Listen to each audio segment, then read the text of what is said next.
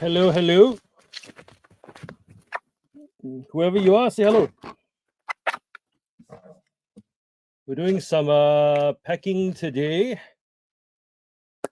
And I wanted to do like a what sold video. And I figured instead of staging it all, I'm going to just do this live, record stuff. So, Michael.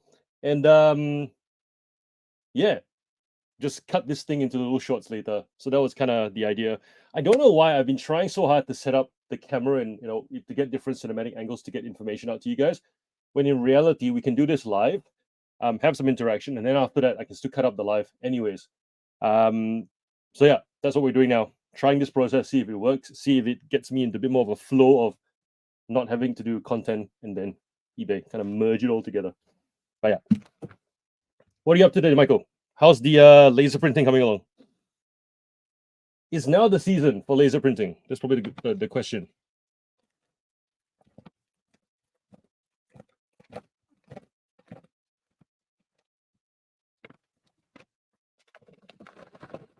Also, let me know how the audio is because I've got the two mics set up. I'm hoping that you guys get more of a feed than the last time because the last time it was just this microphone and it wasn't very clear. Or it sounded very teeny because we're in the garage.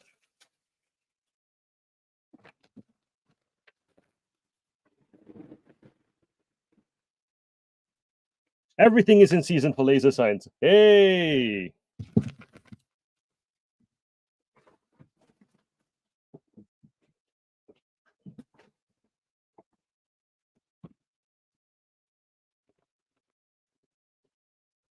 Audio is good. Sweet. We got two people watching at the moment. Who's the other person? Don't be shy. We don't bite much. Bit of a ASMR.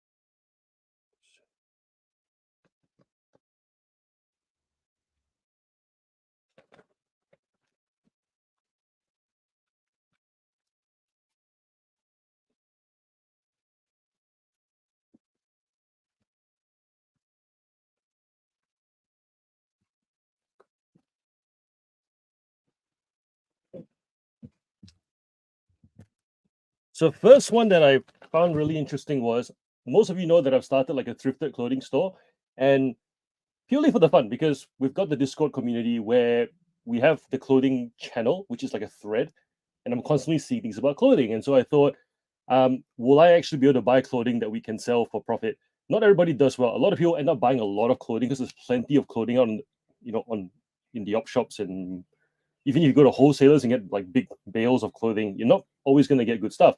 And so some people get really overwhelmed. They don't really learn much about it. And for me, I wasn't sure whether if I started clothing, whether I would have the eye for it or not. Turns out I may have the eye for it. I'm not sure though. The people in Discord seem to think I do. However, I still feel like because that's home ground, it's like we're just encouraging you to keep going. Anyways, I saw something interesting recently. Thanks for the live. Major win. Major win. So I picked up a bunch of like V8 supercar stuff. And amongst that was this Holden t-shirt. Now you would think all the button stuff sells faster, the stuff that looks like pit crew t-shirts, but no.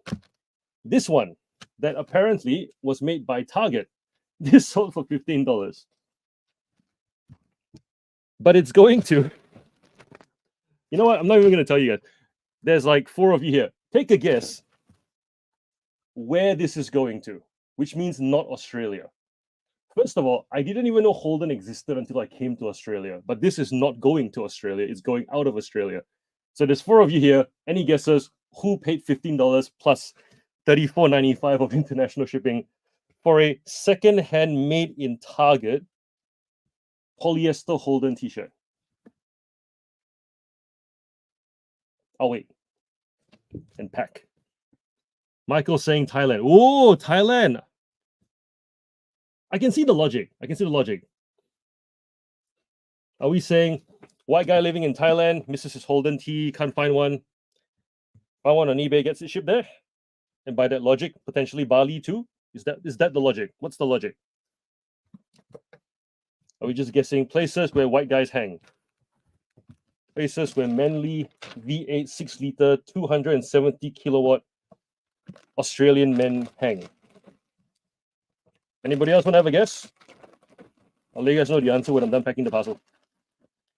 $14.95, which is the asking price, plus $34.95 international shipping to a country not Australia.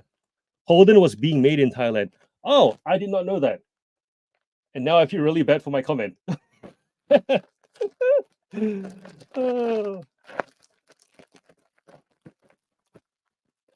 Wait, hold up. I always thought Holden was like purely Australian made. Am I wrong?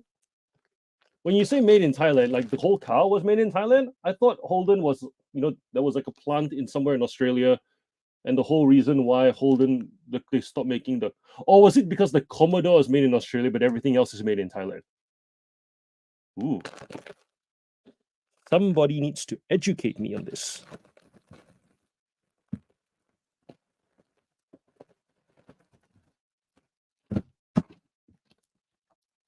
Motors made in Thailand. Right. Learn something. I have learned something today. Any more guesses before we reveal the answer? Because I found it really interesting and surprising. And also not encouraging, because sometimes when you buy something thinking that there's a target buyer somewhere, and then you get the sale. If that buyer isn't your target buyer, if that buyer is your target buyer, so say for example, if you buy items that have say you hear somewhere in a coffee shop that Thomas trains are attractive to kids with autism, and then you buy it to sell, and a mom messages you going, I'm so glad I found your store. My kid is nonverbal. I love that I have all the characters here. That makes you feel good because it confirms the hypothesis. This sale did not confirm anything for me. So I was like, yeah, I got a sale, but I don't know what to do with this information other than to accept it. Yeah, tell me, has there been a situation where this has happened to you, where you've sold something to somebody and you've gotten some data from that buyer and you're like, I don't know what to do with this information because I had no hypothesis to begin with, I had nothing to test, and this happened. But it's not so random either. So for example, if let's say you open an ice cream store, you got a whole bunch of target buyers, and someone comes in to buy ice cream to shower in. That's random enough that it makes sense. Like you know what to do with it. You can pretty much go, the day that I feel like it's not going to hurt my brand, I'm going to make something for this target buyer because this makes sense to me, as random as this activity may be. But it's this in between thing where it's like, I don't know what to do with this information because I don't see you until you get to know them personally. I don't know. I hope I'm making sense, all this rambling.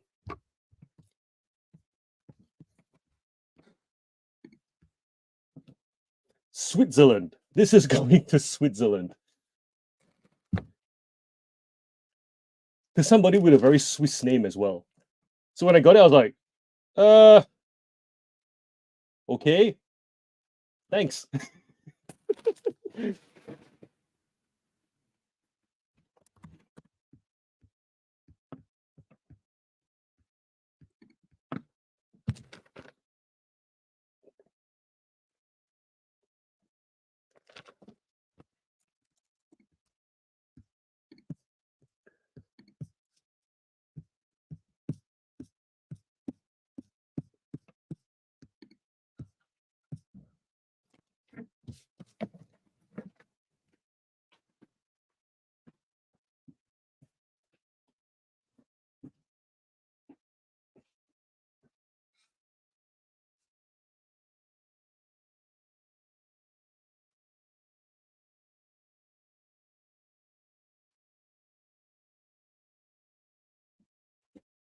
All right, where are you?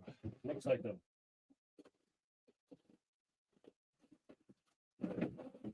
One here.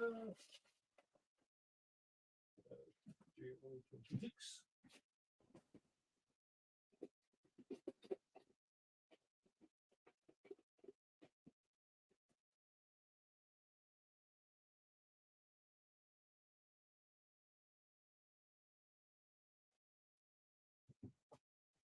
FR2.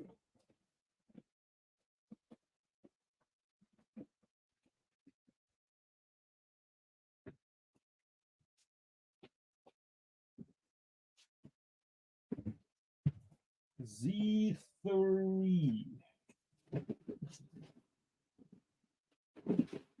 Off-road Mercedes-Benz Tourer. G3.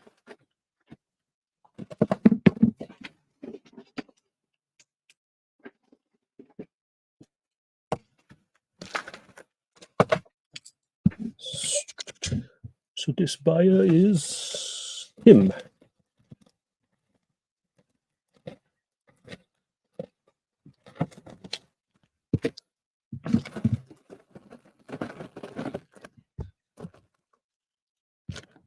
Yo, Sagan, what up? One of the benefits of having a niche store, you always sell multiples of stuff. So 2 of the exact same car, plus a random one. I love it. Do people buy multiple signs, Michael? Like, do you get people buying multiples of the same sign? I suppose if you have a store, you'd have, yeah. Do you get that? Where duplicate orders?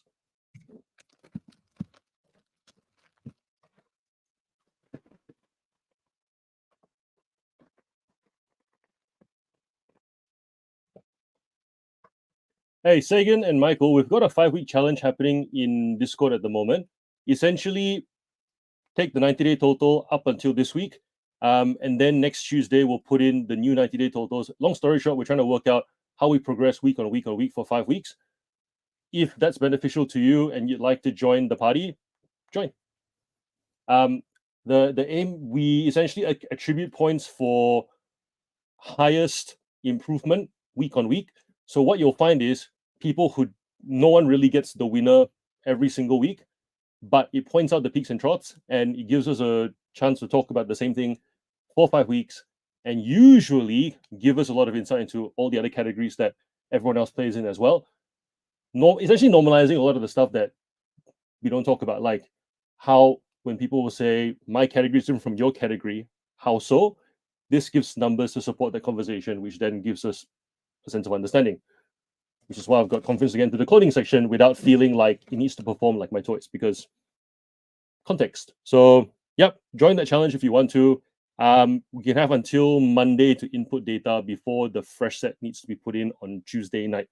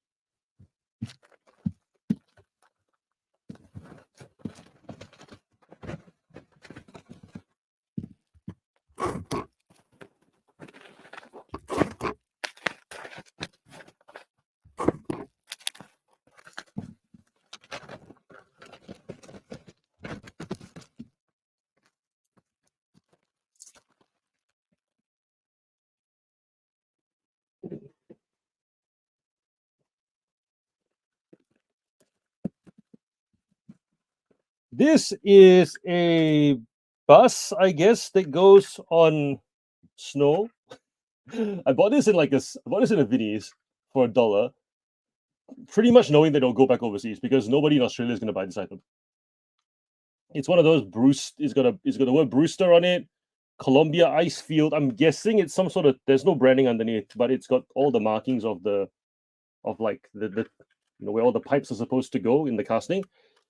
This is one of those items where somebody bought it when they were in Canada, brought it back to Australia, donated it, and then essentially we wait for someone in that region to buy it again. And this one's going back to the States. So they paid $19 plus $34.95 shipping plus taxes. I suppose it's cheaper than going to the actual ice fields to buy this off the souvenir shop.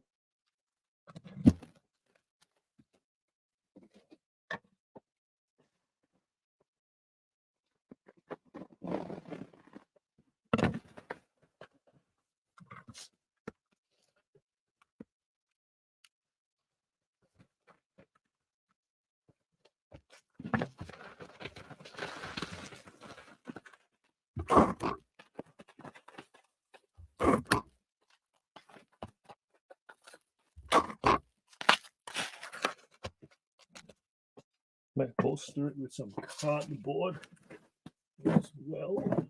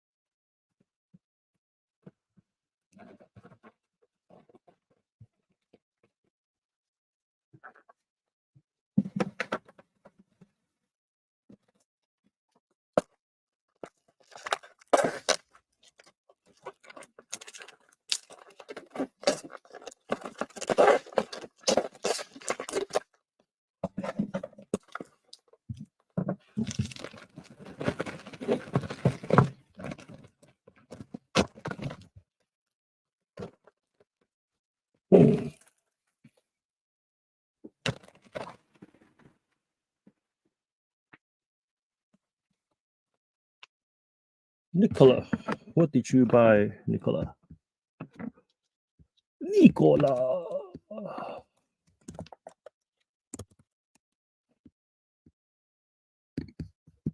Y1, slide 11.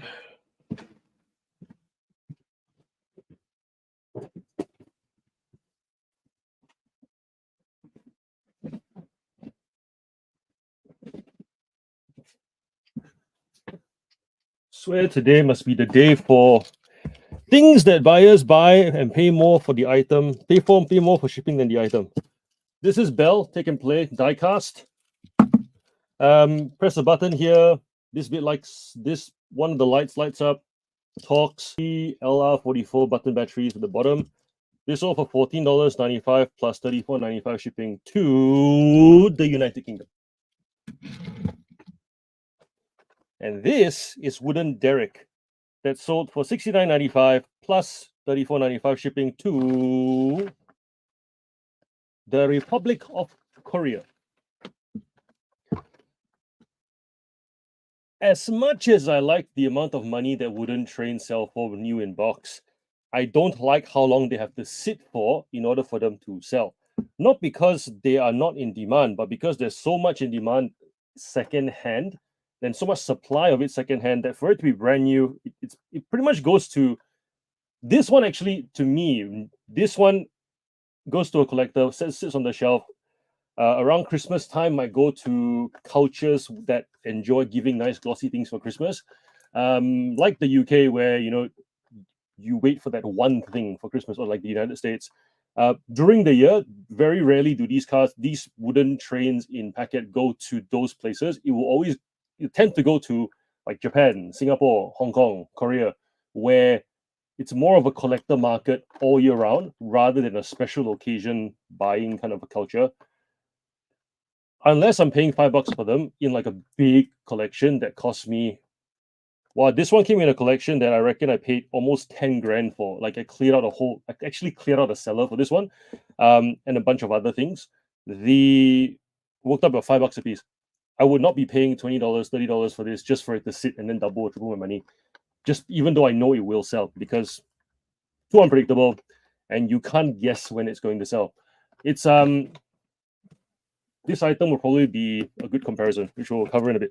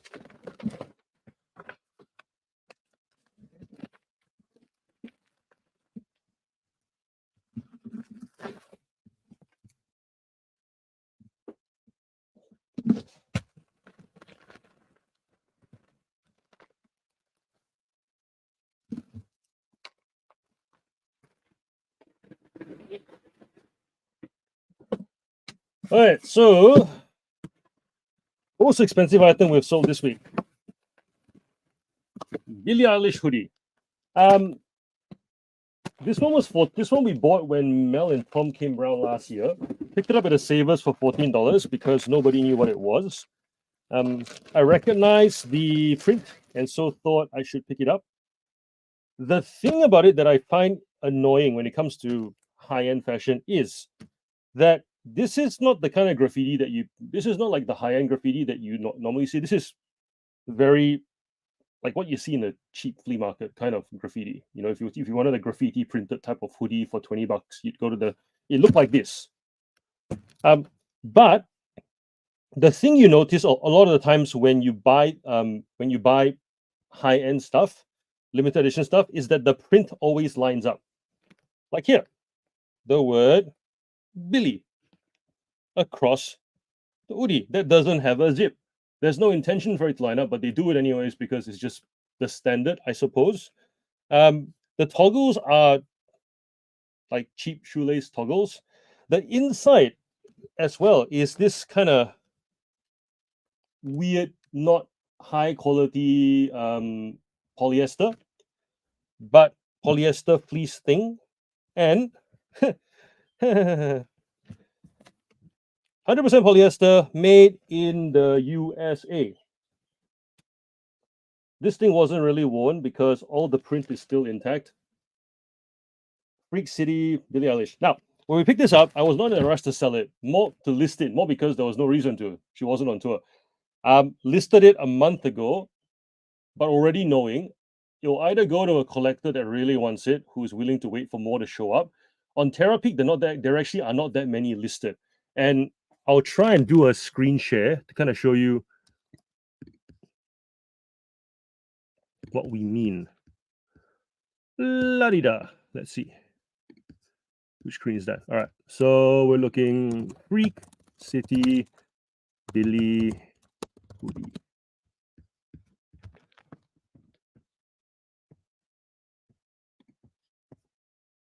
Cool.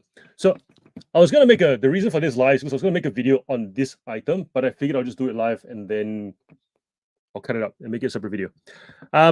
In 3 years of it, if 3 years of sales data, all sites, we've only sold 5. Things to note from the information. If you wanna know what to do when choosing between buy it now or auction, look on Terapeak. The only one that this sold for $41 to $446. The only one that sold for $41 was someone who decided to auction it off with postage in December 2021, and they got $41 for it. Everyone else who has asked for buy it now has gotten between $269 all the way to $446.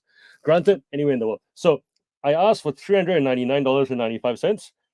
Knowing that you'll either go to a collector who's been waiting for it for a while, or when Billie Eilish makes an announcement. And surprise, surprise, 2 days ago she made an announcement that she's coming to Australia in 2025. This sold. Asking price, no offer. To a good account. So when wanting to choose buy it now or auction, people will say things like, is it long tail, is it short tail? Yes, but then you need to know why it's long tail, why it's short tail. Trendy items do come back up every so often, makes them short tail in the window when they are trendy, but long tail after that. And if you're not familiar with the items that you're selling or the category or the reasons why something is trendy or not, you're gonna pick it up outside the window, expecting it to be short tail, pricing it as if it's short tail when in fact it is very much long tail. And then you're gonna discount it, put it on an auction, and think that nobody wants it. And the next thing you know, it makes a comeback. And you go, wait, what? How? And if all that surprises you, it shows you just how out of the game you were to begin with. You have to know why items are in demand. And if you don't know, don't sell the item because it's just going to frustrate the hell out of you. So, yeah. Or join the Meaningful Hustle Discord where people will tell you why the item's in demand because they deal in that category that you're currently dabbling in. Crowdsource that information. But yes, this was in the men's section, even though it's a women's XL. And very happy we picked this up, and was very happy to do it with friends as well because that whole day we were going to thrift stores and savers and whatnot, and I kept saying to Jody, who was Jody and Mel, I don't know how you guys hunt for bolos because I've never ever done any bolo hunting. All I've done is pick up cars that I think are valuable, mostly bread and butter stuff to build up my stores because I don't like the unreliability of bolo hunting. And then I found this. So that was a nice little find. Very happy with that. Yes, $399.95 sold for a reason that makes sense. Like you know that when it becomes trendy, it will sell. Surprise, surprise. So I've got a Kevin Hart jacket in there at the moment that has the Bored Ape Yacht Club print on it. Was from a tour, I think, from 2 years ago. It probably won't sell until he tours again, and that's okay. Happy for to sit there at asking price and at the 1 year mark do an end and sell similar so that it refreshes the listing. But I'm not going to end and sell similar that listing every other week because the reasons of why they would sell are very clear. And for those reasons, let it sit. And when it sells, it makes sense.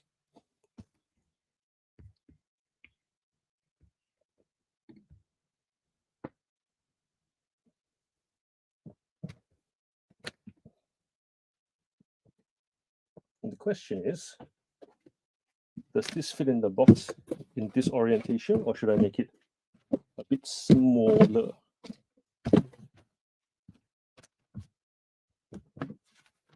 Nope. If I fold it in half, it might make more sense.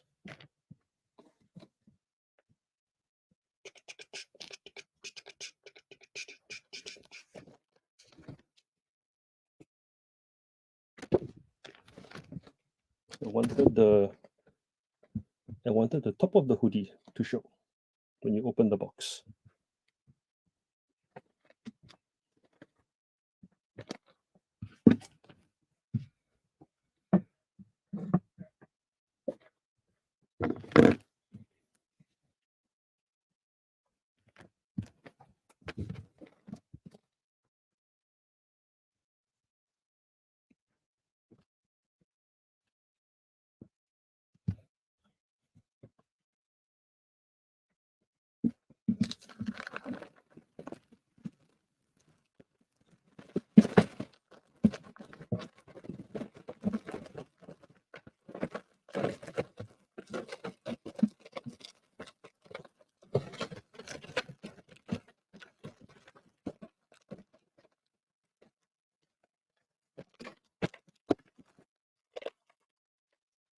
Oh, someone, sorry, Matilda, actually, not someone, Matilda. Matilda actually said, keep an eye on this one. Someone might put it up on eBay for $500, hoping to make, $200 profit.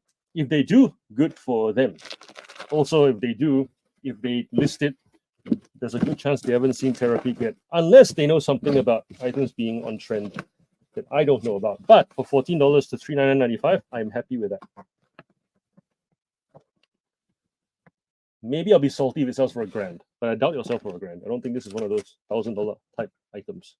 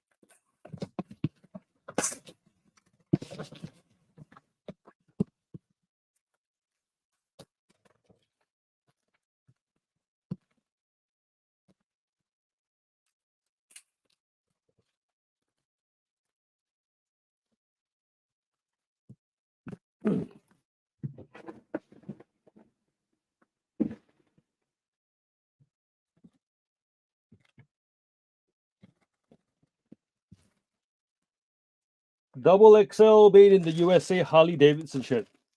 $39.95 plus shipping.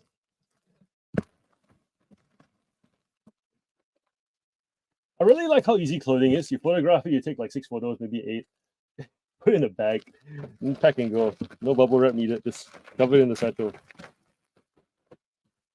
All you guys who sell clothing are like, dude, we've been telling you that for years.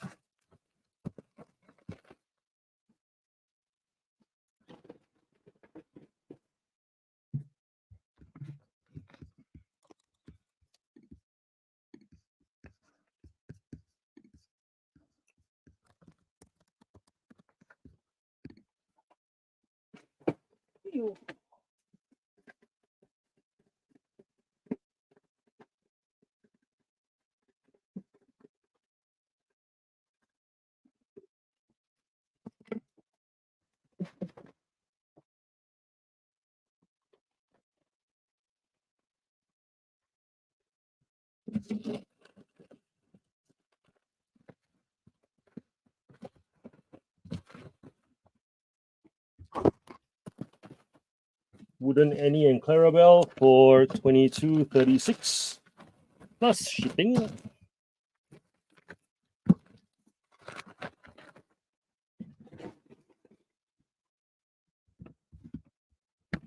right, next one.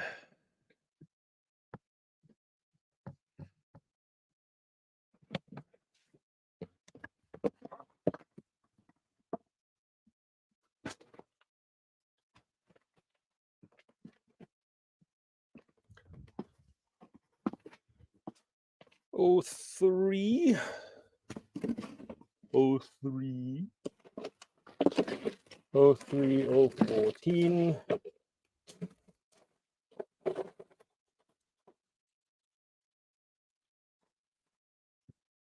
And 036.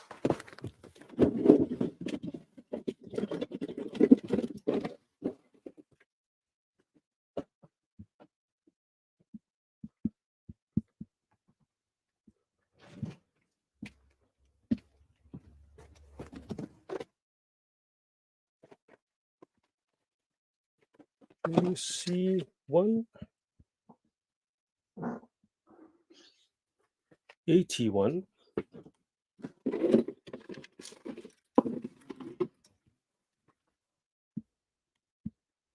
C24, JO20.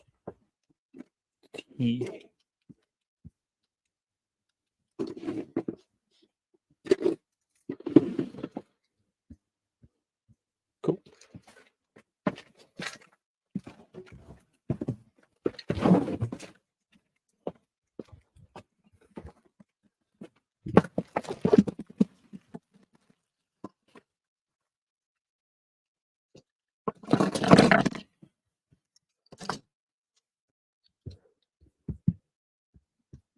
So V1.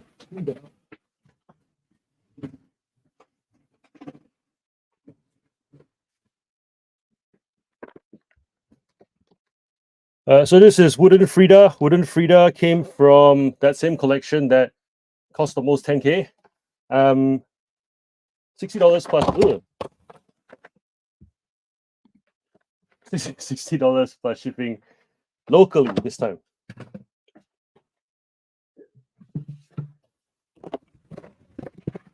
Because Frida is not a collector's item. Frida was from that Ready Set Race, I think it's called. Essentially, she's the German train, and there's like an American one, there's like a Dutch one, and then Emily becomes Streamline, Gordon becomes Streamline, and the Great Race. That's what it's called. You get Ashima. Essentially, this is the one that brought all like the international trains into the picture for Thomas.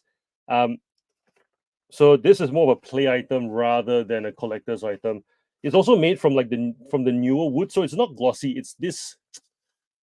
It's hard to describe. It doesn't look pretty. Let's put it that way. It looks like a toy, not a thing that you put in a glass cabinet, unfortunately. But yeah, still sells for good money because they don't make them anymore. We got 5 people here. Let me know who you are. Reveal yourself.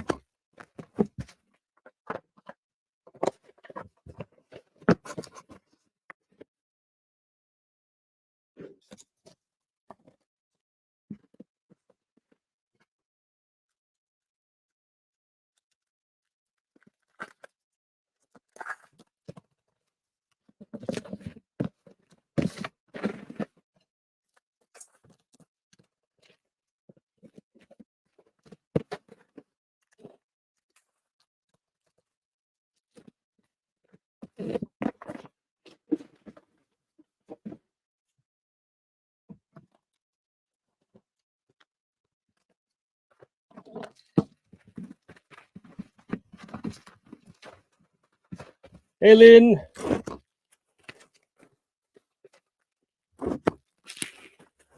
Yeah, I think I'm going to do lives more often because it seems to flow better than recording content and then like recording content for a particular purpose and then cutting it anyways. So if I have to cut it anyways and I have to record it anyways and it flows better by doing it live, let's just do it live and I'll cut it later. We can make it topical later. Thanks for being here.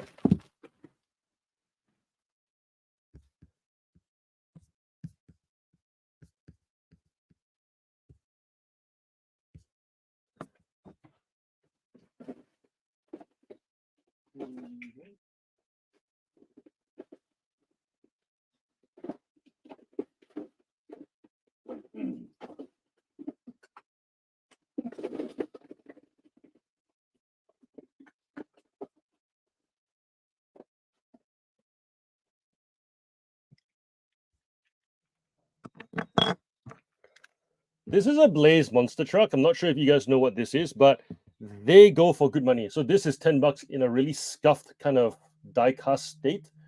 If this is in good condition, it'd be closer to $20, and then the rare ones goes for between $30 and $50 because they used to only sell on Big W. You can't find them brand new anymore, even if the stores are open. They used to sell them before COVID, and now that things are open after COVID, you can't buy them brand new unless you ship them overseas from Amazon. That will cost you like $70 essentially. So secondhand, they sell for essentially brand new prices. If you see them in lots, usually for about $2 to $5 each, pick them up because yes, the cheap stuff will sell for $15 to $20, but the more expensive stuff more often makes up for the cheap stuff. So essentially, it works out to be like a $5 buy cost per unit to a $25 to $30 flip. Anyways, Blaze and the Monster Machines. Great show for kids who like physics. Great show for kids who like throwing things. Because what will happen is there'll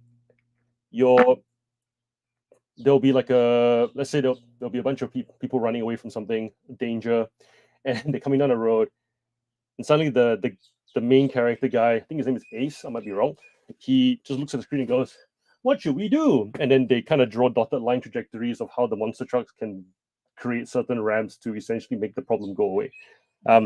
Yeah, so if you got like a visual kid who loves throwing things and seeing things move from like a third person point of view, really good show for that. My kid was into it for a little bit actually.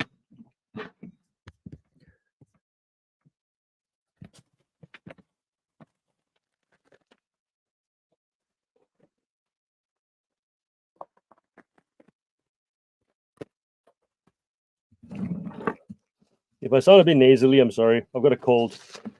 It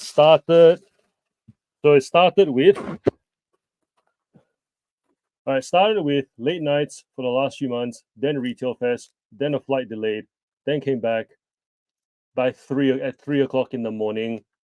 Had a day full of work. Next day did taekwondo for the first time, wore my body down even more. And then we went camping the next week where we slept in tents at 0 degrees. And then we came back. And I thought it was a great idea to go get my flu jab.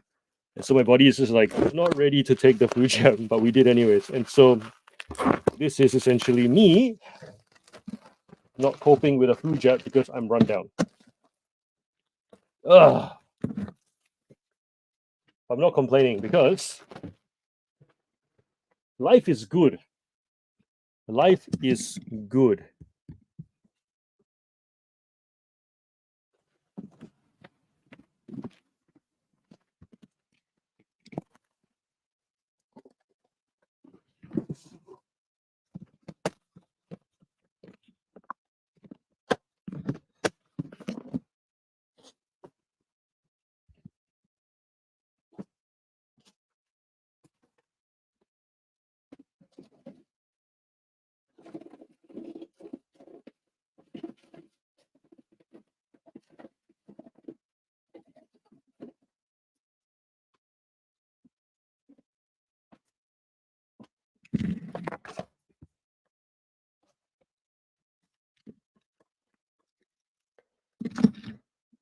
Shame.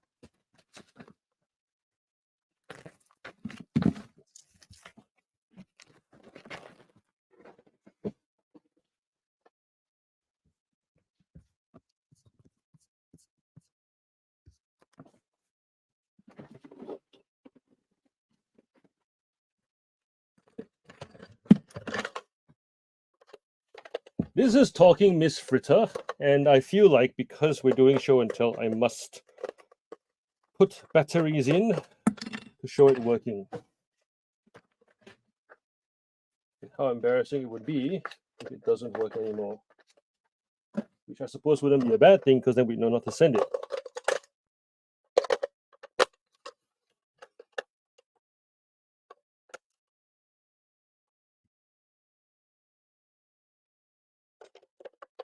Hold up. I'll put near the mic.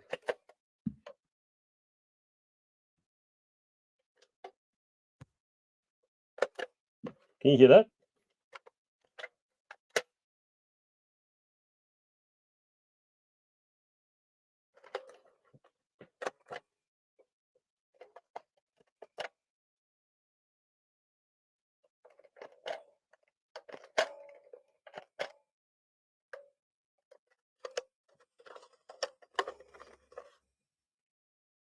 Is that coming through the mic at all? Where's the mic? Here, right? Yeah.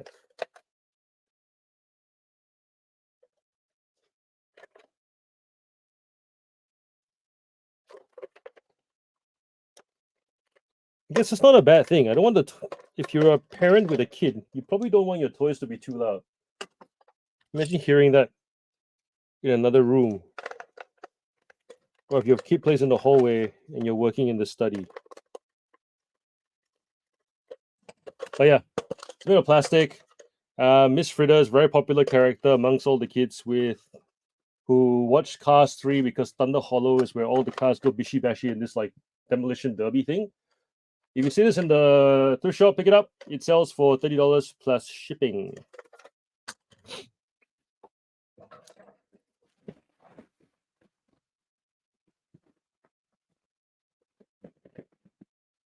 Well, if you're not someone who points out these things in the wild, bring a child with you. They'll probably point it out for you.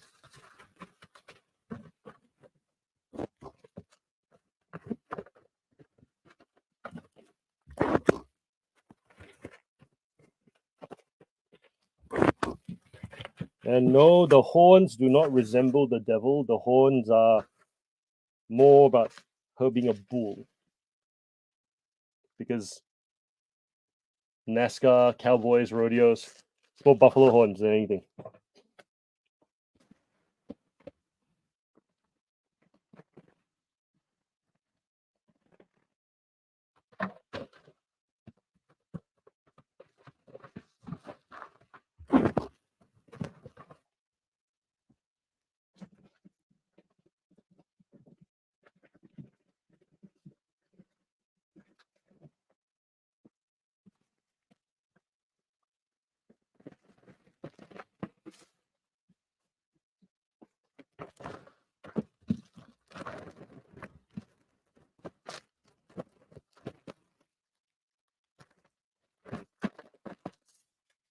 If you're wondering why the devil reference is because we had dinner a couple of weeks ago where I bonded with somebody over something I was not expecting to bond with them over, and that was the fact that we both support Arsenal, except they come from Africa. They're not like from the UK. They're not, someone who grew up. I did not expect them to be soccer fans, let alone Arsenal fans, and they were. And then we were just talking about how we, like the squad that we followed when we first started, and it was the same squad, the one with, Tony Adams, Ray Parler, Emmanuel Petit, Dennis Bergkamp, Marco Overmars, David Seaman was the keeper, Patrick Vieira, that squad. And then obviously, if there's the glorious like Thierry Henry and Robert Pires. But anyways, the point being is, I wasn't expecting to bond over that. And through that conversation came the story of how I became an Arsenal fan, which was because back in Malaysia, most kids I knew growing up were Manchester United fans. And that year was, I think, 94, 95, where they had the the Umbro top with the zip up collared um, closure, and they had the Umbro like print all the way down the arm. Malaysia, tropical country, I wanted the long sleeve version of that jersey and the white one, which had sharp view cam on the front of it. But my mother said, nope, we're not supporting Red Devils because we are a Christian household, and therefore, next best bet was Arsenal. So essentially, I'm an Arsenal fan now, very strongly so, not swaying. But for a period of time, it was like the consolation prize in order to enjoy the sport. So that story came out. Hadn't told that ever. Now you know.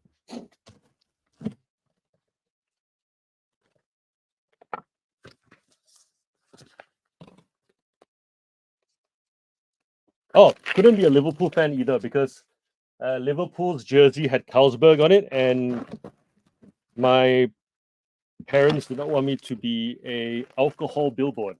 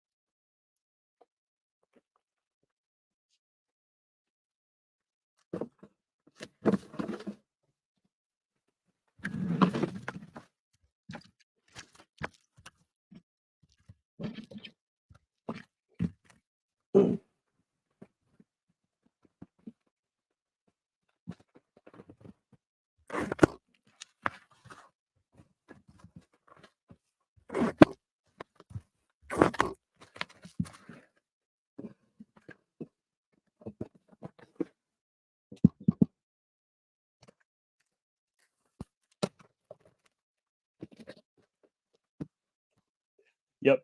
I just looked at my desk trying to find my tape gun, and it was just here. You did see that. You did see that.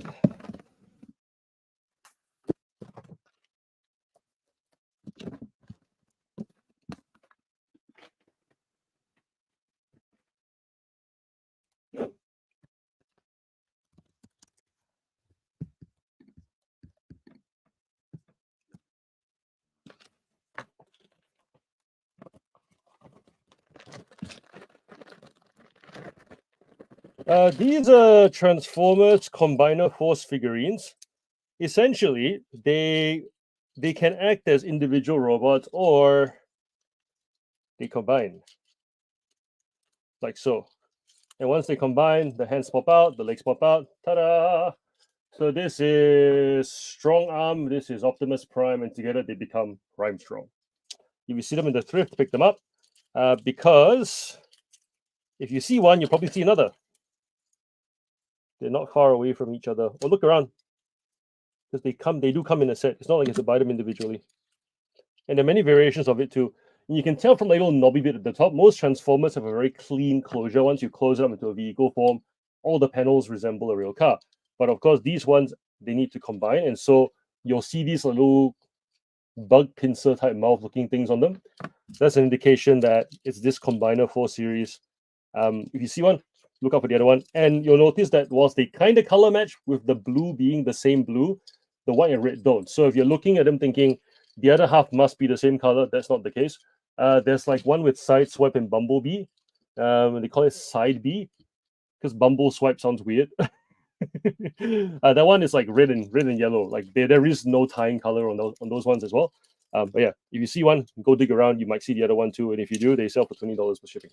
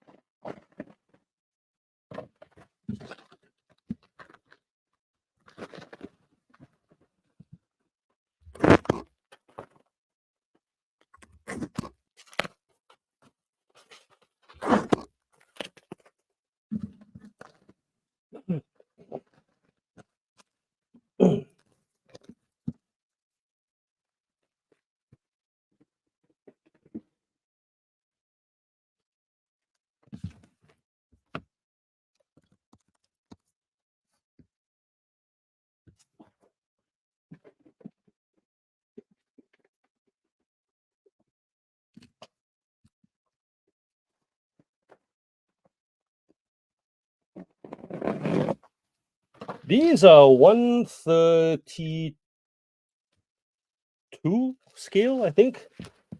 They look really nice and detailed, these Mustangs, but they're also made by Welly and they're like really common. These are the ones that you would see in a box kind of sitting like this amongst a whole bunch of cars at the $2 shop. So I don't pick them up because they are worth a lot of money. I pick them up because in my store they do sell. I remember having them in the collector store and in the Thomas store, and they sit forever because they're just this random car amongst a bunch of other toys. But put them in a car shop and they will sell. So whilst I do sell them, I don't recommend anybody pick them up because they're more of a buy it if you like it kind of item, but not much resale value otherwise type item. So this like $8 plus shipping. What I'm saying is if you watch this video thinking you should pick it up, don't.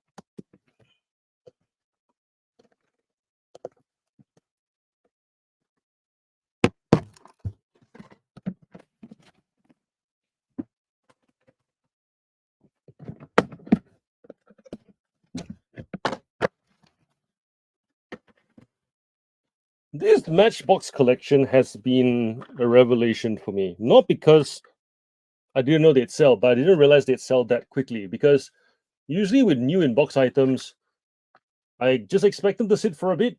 But these were from that mid 1970s to mid 1980s. I picked up a whole bunch of them for I think about 2K, and they were sitting literally in the corner of that.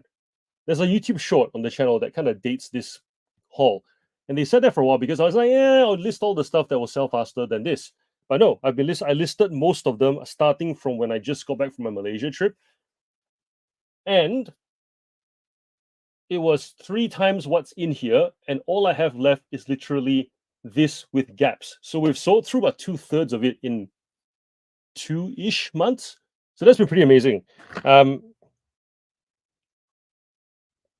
No other lesson here other than whatever stuff you get, just list, I guess. But I did not expect these ones to sell as quickly as they did, but they did, and I'm not complaining. Excavator, Caterpillar Bulldozer, and Datsun 280ZX.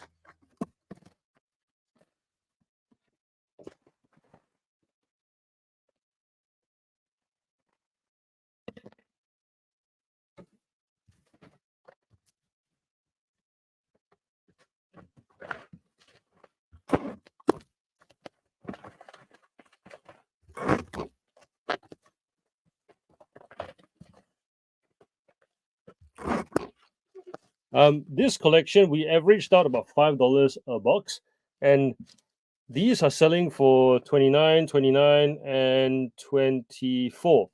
And that's the low end for this collection. Like we've had some stuff that sold for 170-ish going overseas, which is also interesting that the locals, the expensive stuff has all gone overseas. Like I haven't actually, it surprises me when something expensive sells locally, if that makes sense, unless it's really, really rare. It almost speaks to the Australian market. And I'm not saying Australians are cheap, but I'm saying Australians are willing to wait, and Australians are definitely willing to not pull the trigger unless they really can't help themselves. Maybe in the collector market. Like I've been to places where, while buying collections off people, they will talk about their collections like it's been building for years and years and years and years. But it's a small collection. You know, like when you go to the States, and if someone says, I've been collecting Hot Wheels for 20 years, you expect to see multiple rooms and staircase walls and, bloody crates of unopened stuff in their basement. I go to an Australian, like 20-year-old collector, and it barely fills one room. So I don't think it has to do anything with financially or the willingness to spend. I think that Australians are just generally, I don't know, what's the word? You tell me. You guys who know, I guess, is this something to do with the culture, or is it? I mean, it's not like we don't shop. It's not like Australians don't have money. It's not like we don't work. It's not like we don't have disposable income. It's more about the spending habits, because you've got other countries that definitely spend more on different things. Maybe we eat out more, but it's not like Americans don't eat out. So what is it?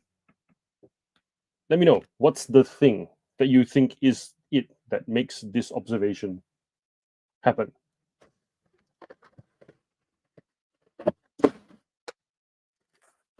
Like, no, I don't think anybody ever thinks.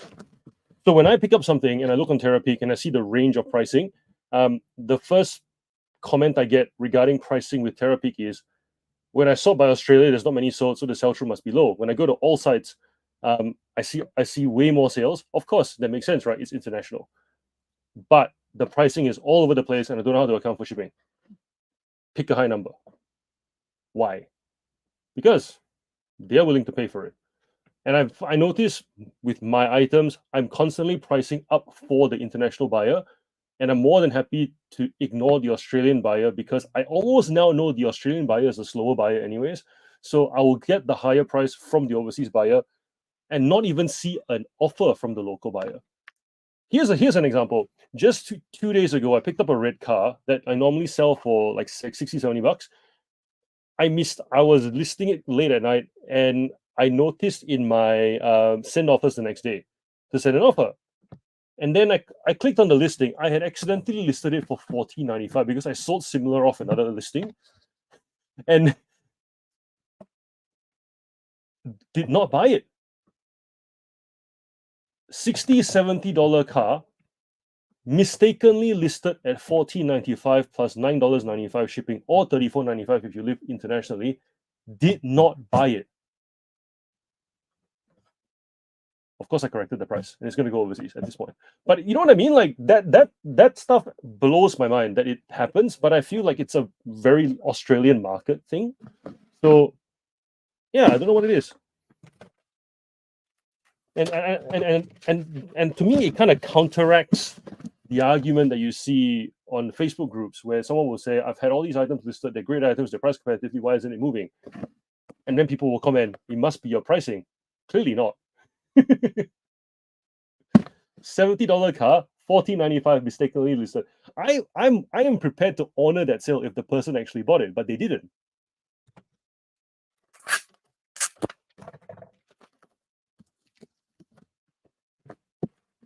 And to me, when I look at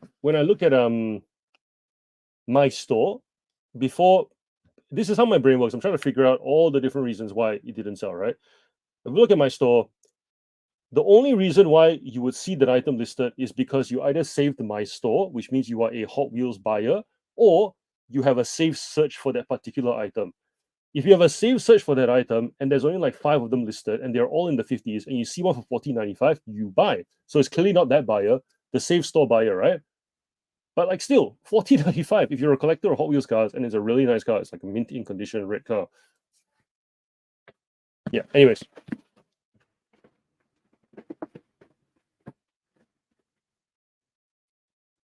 This is the part where if you want to blast me in the comments and go, "John, you don't know what you're talking about," go for it, because I kind of want to learn. I think this is one of those gaps where I don't know why it happens.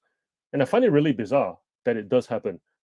Reseller would have picked it up because I would pick it up at $14.95 and sell it for $60, $70.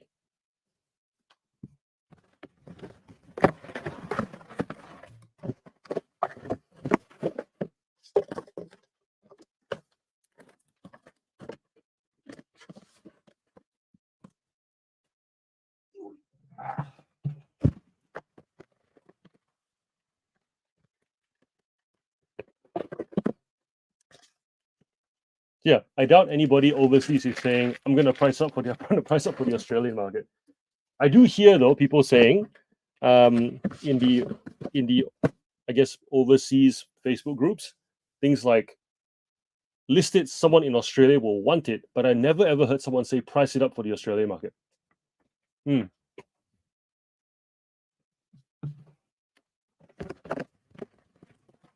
you sell in a category that people price up for the Australian market? What category is it? If you want to tell us.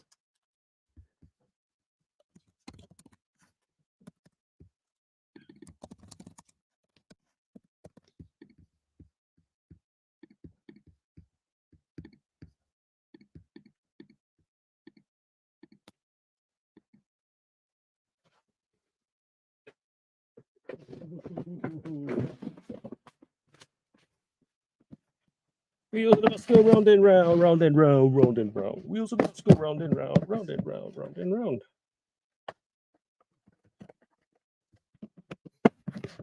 London bus. $24 plus shipping.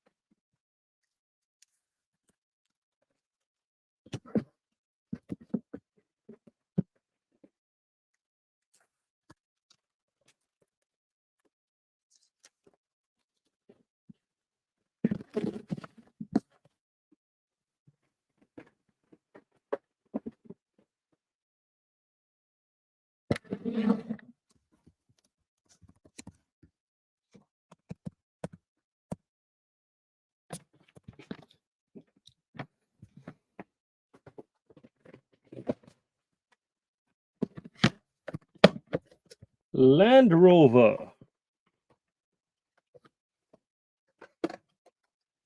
Police Patrol Land Rover. 24 bucks.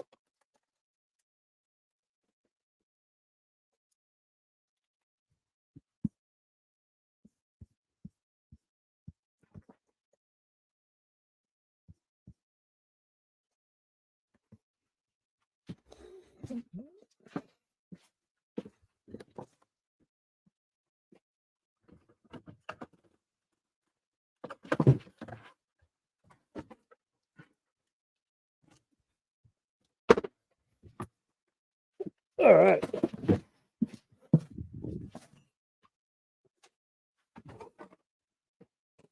We're almost done with our packing. We have 3 more to go.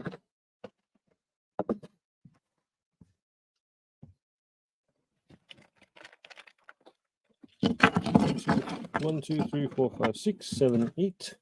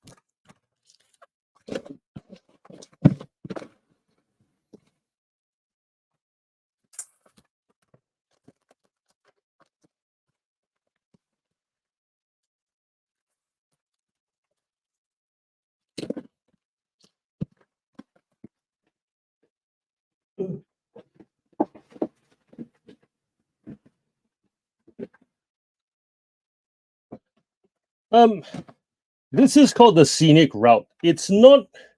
It looks weird. Essentially, it's a transporter that looks like a cruise ship with a speedboat attached to it. And these ones are called super rigs. They don't sell for very much. They cost like between $8 to $12 to buy at Kmart, Kohl's, wherever.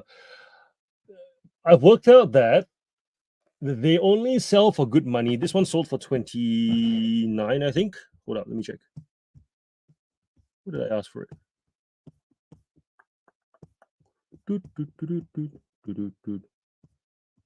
I had it. Yeah, $26 plus shipping. So these ones I've worked out they sell for essentially 2 reasons. The first reason is if this particular car is a sought after car, thereby making it exclusive to this range. For example, there's a Bone Shaker that's a really popular car that came with this. They very rarely will sell this with like a real car. So you're not going to get like a Lancer Evolution with this set. You're not going to get a Mercedes AMG, with this. You're going to get random kind of Hot Wheels cars. But if it's a sought after one, like a Diora or a Twin Mill or a Bone Shaker or a GT Scorcher or whatever, then they will sell because the collectors of those cars want that car for their collection. The other reason why this will sell is because it's a alternative vehicle. So in this case, it's a really good take on a boat. They could have made it really tacky, but they didn't. And this is actually a really nice version of it. There's another one that I got for Ryland that I don't have here, but it was I'll try and screenshot it when I do the edit. Essentially, there's a rubber ducky car, and the rubber ducky is not that in demand. It's just a rubber ducky car. But the fact that they turned the transporter into a bathtub, that's cool. So there's other ones here, like but themes don't do well. So for example, there's like a carnival steamer that looks like a circus, doesn't do well. There's like a Cruisin' Illusion, which is just a container with a bunch of cards, like playing cards on it to kind of do the whole circusy thing, doesn't do well. There's a Rumble Road, which both cars are not desirable at all. There's a Trash Basher that kind of did okay because it was a really cool rubbish collector car. But yeah, so if it's just themes, don't pick it up. But if it's a vehicle if it's a vehicular, what's the word? Interpretation? I don't know. Like there's one that I picked up recently called Turbulence, where essentially the back of it looks like it's a truck pulling a jet plane, and that plane comes with wings. So if you take it off and you put the wings on it, it looks like a transporter plane for a vehicle, which is super cool. So yeah, there's logic to it. It's not a case of just find the one that looks nice. That's all I'm trying to say. Super rigs.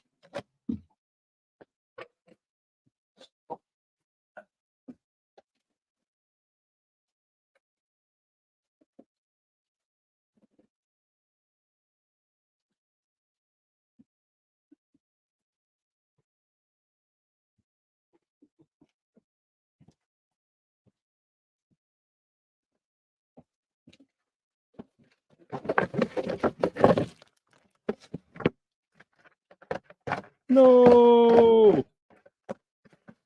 Damn it. Just to find another box. Ah. So once I'm done packing, I'm going to head into Discord. If you guys want to hang out there, I'm going to take photos in there because that's this does better. This YouTube live format is better here, but back there, Discord does better. And hopefully some of the other guys are joining as well. And it won't just be me talking.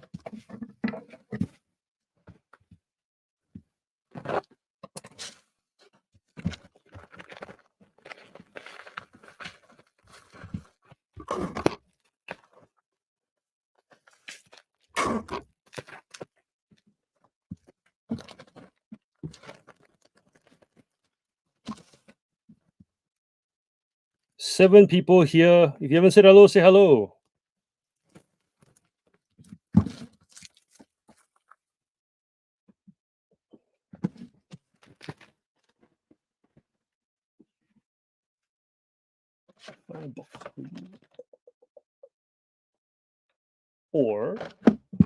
Or maybe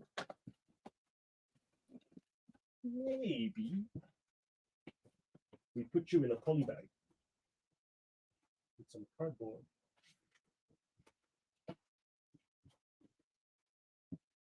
Padded bag and cardboard might be the trick. Because it fits this way. Okay. Yep, it's done. Done.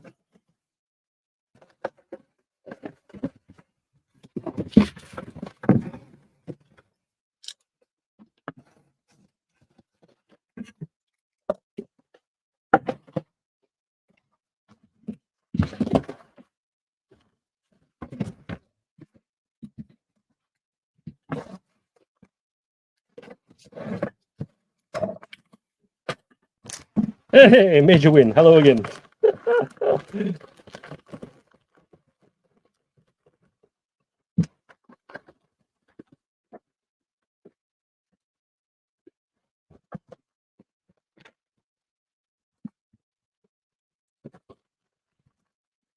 Are you in our Discord, by the way, Major Win?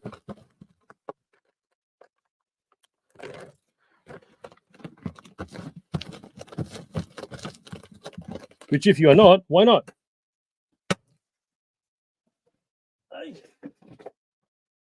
Unless I know you from a different alias when you're in there.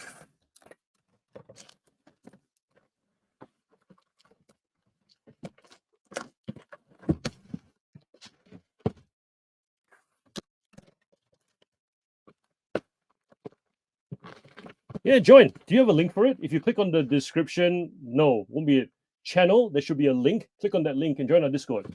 The reason why is because I'm talking to you. There's a 6-second lag via StreamYard, and then you're replying via chat when we could just be doing this via a free video call. So that's kind of why we like the Discord, because we have it all on. Some of us have cameras on, some of us don't, but essentially it's like a 24-hour working room. So once I start taking photos there, if people see I'm online or someone else is online, we'll just all hop in, and you'll end up having this like 8-way kind of conversation where we'll have moments of silence, we work, and then there'll be conversation, and essentially it's this but better with feedback.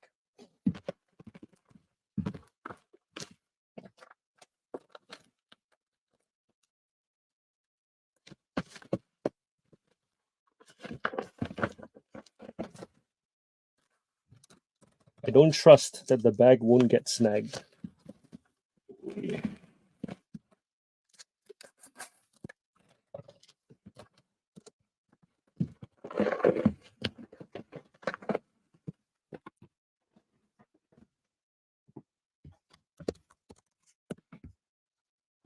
I think I can find a link. I'll put the link in here.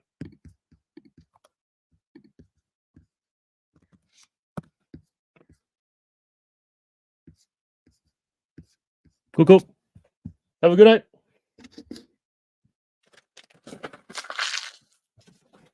Lucky last. Playbill, the boy from Oz. This I charge $7 shipping. We pay 50 cents. Not even actually. Might have been less. There was like a whole bag of them for like $20. Oh, poly bag. I want to.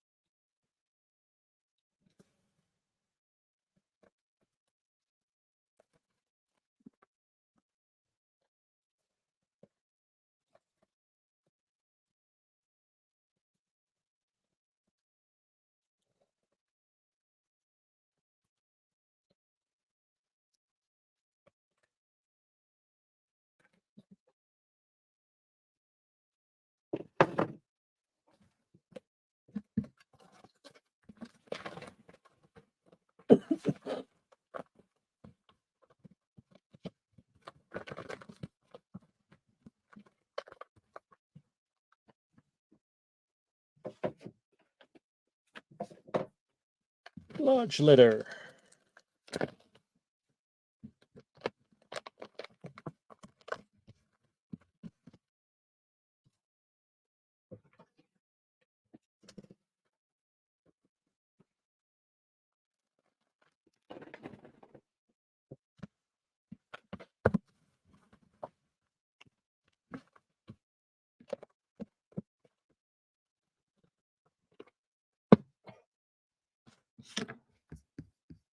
Large letter.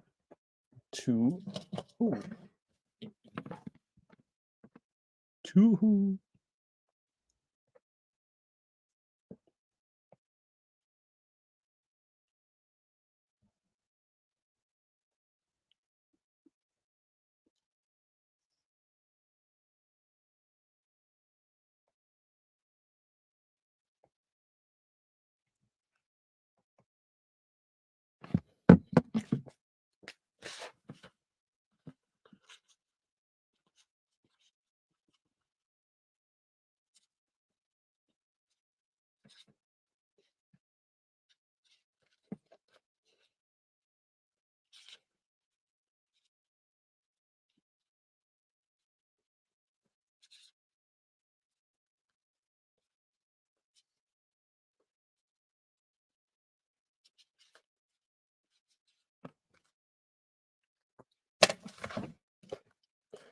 This person lives 10 minutes away. Hey.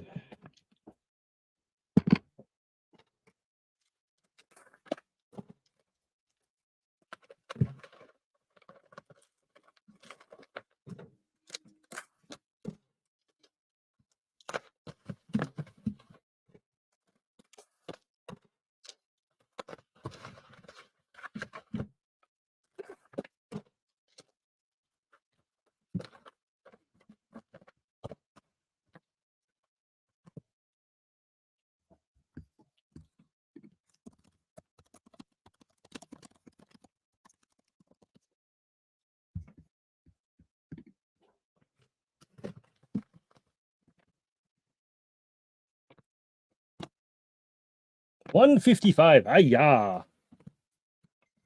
Over the 125. Okay, so large letter. What else? Large letter up to 250 grams is $4.50 to ship. I have stamps here. they are not the 150 stamps.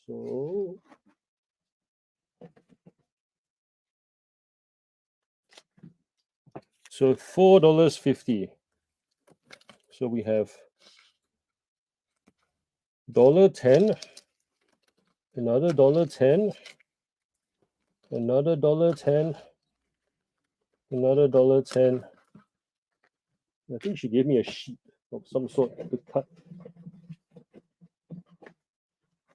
Where are you?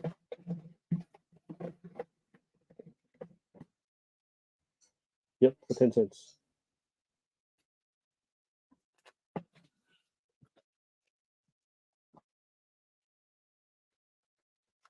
So $4.50.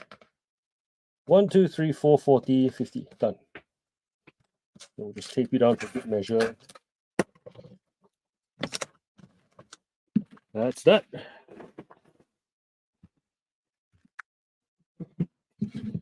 And send a lovely message to our post office person. Hi Maggie, can you please pick up parcels after close? Thank you. Love you.